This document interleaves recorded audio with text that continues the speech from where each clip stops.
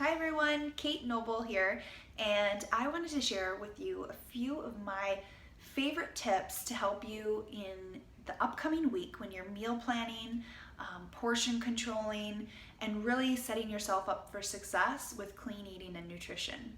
So nutrition has always been the hardest part for me, especially when you're really busy. You've got a lot of things going on. You might be eating out a lot depending on what your job is or what your family lifestyle is. And it's really important that not only health-wise, but budget-wise, you're doing some meal planning the week before. So I'm going to share with you a few tips that have really helped me. And the first tip that I want you to do is to assess your situation. So look at your upcoming week. What do you have going on? What evenings are you going to be meeting friends for dinner? Do you have any work lunches? How many people are you going to be planning for at a meal? Are you a family of 5? Is it just you? I want you to kind of assess your situation and what does that look like. So go through your week. Something that I love to use is a weekly meal planning calendar. And this just helps so much. Once I write something down, it's happening, especially because I'm going to be grocery shopping based on what I write down. So if I have an evening that I know I'm going to be meeting friends, I put that in the calendar, and then I make sure to go to that restaurant's website if I can. Most restaurants have this. They list their menus out, and I write down what I'm going to be eating there. So that way I don't get tempted when I go to a restaurant, but I have it written down in my plan. Another tip is to just write in each day, in the little corner of each day, you can write how many people are you going to be preparing for. That way it will help you when you're grocery shopping. But, so first is to assess your week, assess your situation, and then I want you to assess your moods. So if you know that it's going to be a cold week, most likely you're going to want something warm. You're not going to be wanting to eat a salad. If it's going to be a warm week, you might want that salad. Another thing to know is go through what are some triggers for you. So nighttime eating. What is something that you could have? I'm a nighttime snacker like crazy, so I always replace that with tea. So I use dandelion tea, and I put that in my snack for at the end of the day. So I know and I can look forward to something that day that I'm going to have in the evening, and I don't even think about going off plan or grabbing chocolate or anything like that. So assess what your normal situation is. So if you have a few days before you're starting your meal plan, it's a great idea to make a mental note of some things that you notice about yourself. Like, are you overeating at lunch? Do you snack in the afternoon not knowing it? You're just bored.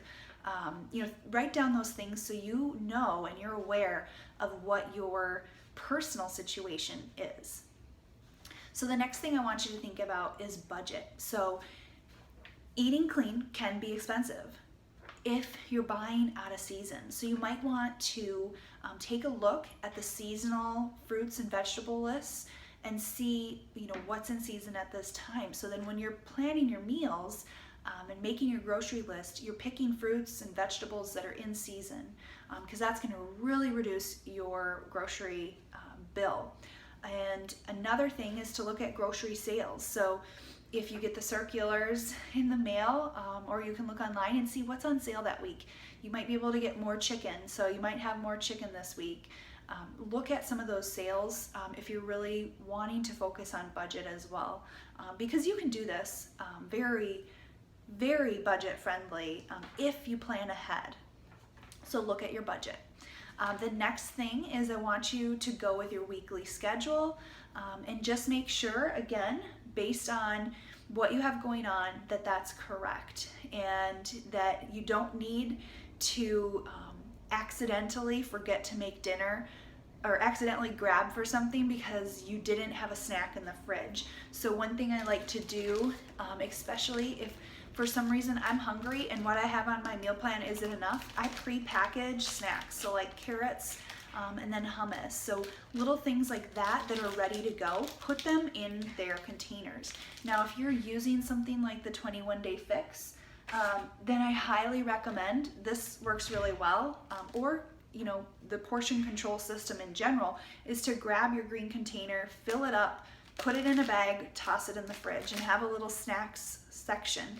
You could do that with almonds, boiled eggs, any type of thing like that. So think, if you need a few extra things that you're going to put in your fridge for just in case, so you're not starving at the end of the day, or starving at snack time, and you didn't bring enough, then you have something to grab for. So think about that as well. So next step is to go through recipes. There are so many clean recipes that you can find out there, but first I want you to assess, what do you currently make that does fall into your meal plan, that is clean? These are all good ingredients, or maybe you just need to replace a few things, and I want you to include some of those the first week, because you don't want to be too overwhelmed with all new recipes. You want to use some of those staple things that you normally do as well. Now, if you're new to clean eating, it might all be new, but you can do it pretty simply and uses different spices and herbs that make your baked chicken taste good.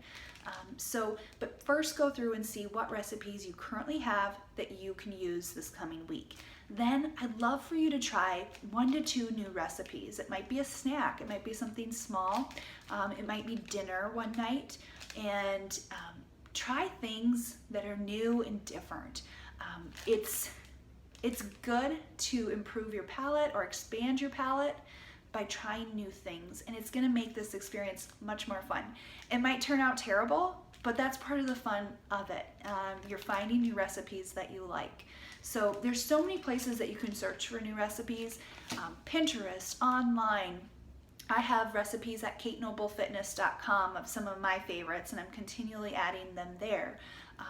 Just make a pin board, go through a clean eating recipe book that you might have on hand, and make a mental note of the things that you want to make. Now, since you're busy, pick things that are easy.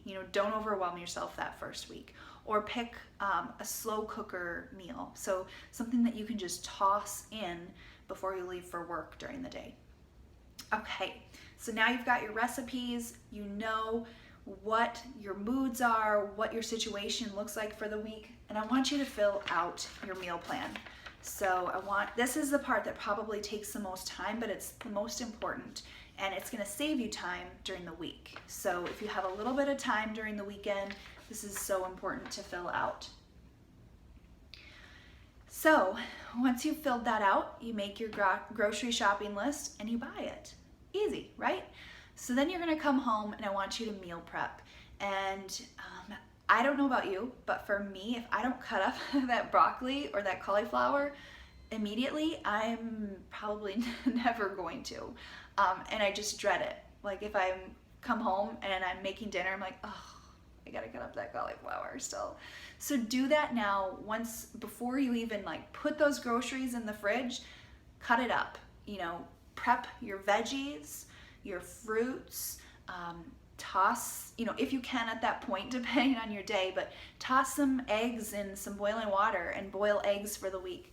Get those things done before you start your week.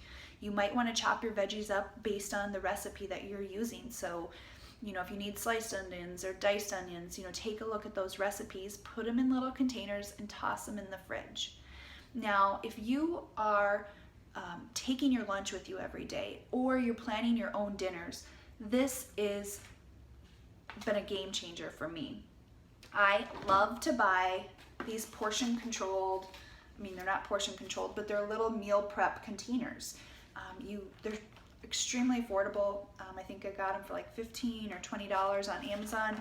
You can heat them in the microwave. You can freeze them. They are awesome. They go in the dishwasher so you can reuse them. But I love putting, my chicken. I'll portion out my chicken for a meal. I'll portion out veggies for a meal. I'll add a carb. You might add a fruit depending on what you need for the day. So these have really helped me, and I use those containers to fill them up. Or if you don't have the containers, just look at, what the normal 1 serving size is for you. The next piece is to cook your chicken and your meats that you can. I love cooking all of my chicken the week before, especially if it's going to go on salads, it's going to go in these containers. All I do is I bake it. I get out a big pan, I put them on the pan, I drizzle with a tiny bit of olive oil, salt, pepper, any other seasonings you want, put it in the oven on Sunday, and then I have my chicken already made for the whole week. Even if it's for a dinner recipe, like if you're making bruschetta chicken, it's already cooked and you just have to warm it up. Now, if you have the extra time to make it fresh that evening, that's probably going to taste a little bit better, but it's not that much of a difference. So cook your chicken in advance. Any other meats that you can cook in advance, getting your whole slow cooker recipe together. It takes time to do this, but it's going to save you time. That's the thing you have to remember, and you're not going to be grabbing for something else when you have a healthy option in front of you, and it's quick and easy to do.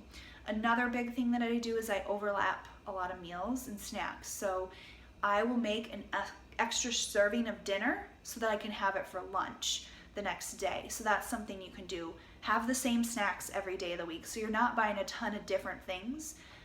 And you'll get used to it or you'll get bored, but then you can try something different. But that's going to save you money on your budget as well. So overlap some of the meals that you can, or make an extra serving of something, extra double a recipe so your family can have it once on Monday and once on Thursday. Think of those things that you can do. The other thing that I really want you to do is to have a water bottle. I want you, when you wake up in the morning, to drink at least half of one of these. So if you don't have this specific water bottle, I just use a shaker cup. Any shaker cup or water bottle works. Try to drink at least 10 ounces of water before you even get out of bed. Your body is craving it. And most of the issues that we have are because we're dehydrated. We think we're hungry because we're actually dehydrated. If you don't like water, try adding fruit to it. There's some sparkling waters you can have, like Perrier, those types of things. But you guys gotta learn to love water. I hate to say it if you don't like it, but your body is made of water. There's nothing that can replace it. So drink your water and have a water bottle with you at all times. And I want you to think about drinking half of your weight in ounces per day. So that's what I recommend. If it seems too much or too high, just let me know and I'm happy to assess that with you. The other thing that I just quickly want to share with you is Shakeology. So if you're incorporating Shakeology into your day as a multivitamin, I recommend blending it and trying some fun new recipes. So usually they come with a recipe calendar, and you want to find the perfect thing for you, the perfect recipe for you. So things that I like to include and add in, so to chocolate, cafe latte, and to vanilla, I love PB2. I'm addicted to nut butter, so PB2 has been saved me a lot. And sometimes I like to add these sweet drops. So they are stevia, so it's all natural, and they come in flavors like English toffee. Oh, so good. And then I blend it usually with a half a banana and ice. You can add almond milk, unsweetened almond milk, of course, or water works too. But try new things. That's the key to finding this work for you. And I want you to be okay with failing. So I know it's hard, and you may end up grabbing that cookie this week and you get down about it, but I don't want you to, because that's normal. Obviously we don't want you to do that, but I want you to be okay with failing, and to not get down on yourself. Don't plan to fail, but be okay with it if you do, and just forget the past and move forward and make better decisions the next day. It's a journey. You're not going to be perfect the first week, and you want to enjoy yourself as well. So at the end of the week, pick one meal that you're going to have a cheat meal at. don't go hog wild, but pick something that you normally wouldn't treat yourself with. Have maybe a half of a serving size of that dessert, so that you realize like this is a lifestyle. It's not about restriction. It is about truly changing your lifestyle, and so that a majority of the time you're healthy.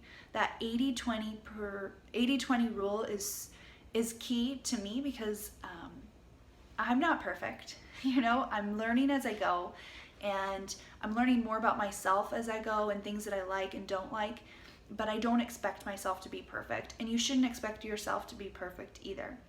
So I really hope that these tips help. I want you to make sure that you assess your week, you write out your meals, you kind of look at the things that are going to be happening, plan in advance, cook those ingredients up if you can, chop the veggies, wash them, get everything ready for the week, and have healthy snacks to grab when you need something extra. And don't forget to drink your water. I hope these help, and I hope you guys have a fabulous day, and good luck with your week and your meal planning. I can't wait to hear how it goes.